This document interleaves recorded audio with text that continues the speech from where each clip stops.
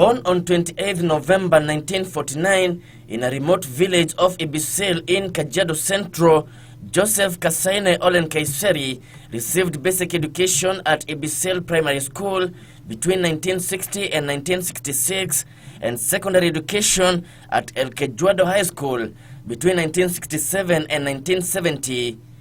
In 1971, Nkaissery enrolled at Kenyatta College, now Kenyatta University, for a degree in education, but dropped after a year, perhaps the first indication that his heart was not in teaching.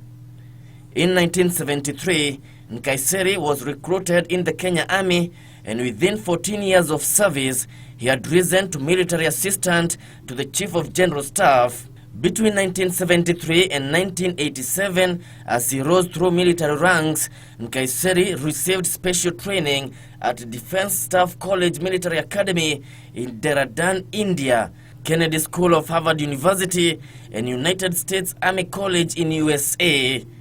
After serving as military assistant to the Chief of General Staff between 1987 and 1991, he was promoted to Chief of Personnel of Kenya Army, a position he served for only 1 year before being promoted to Brigade Commander of Kenya Army in 1994.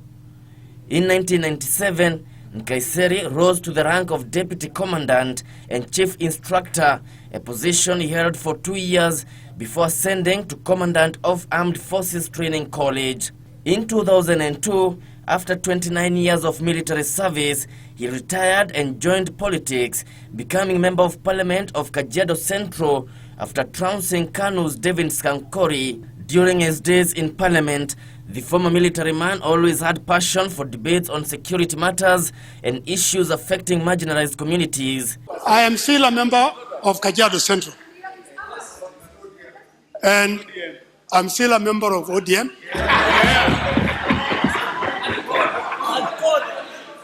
But Kenya is our homeland, Kenya is our motherland, and therefore I have to consult the great people of Kajiado Central. In his second term as MP, Nkaissery was appointed Assistant Minister for Defense, and it was during his tenure that Kenya Defense Forces invaded Somalia in the 2011 Operation Leader Nchi against the Al-Shabaab.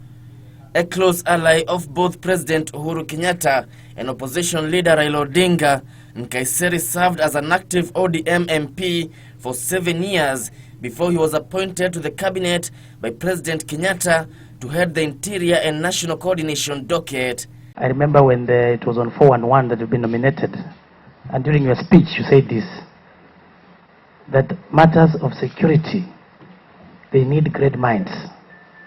Can you give a brief description of the great mind that you possess that is going to solve this systemic security problem in this country? I say great mind because I was thinking of people with experience. We need to come to national security. People who are bold enough, people who are courageous, people who can stand by what is right.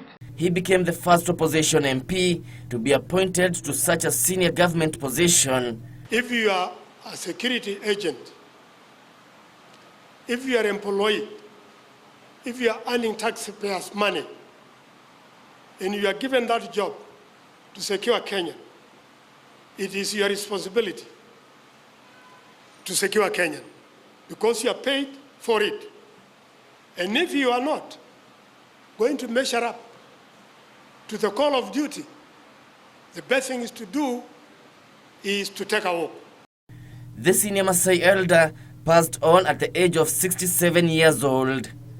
Kevin Washira, Channel News.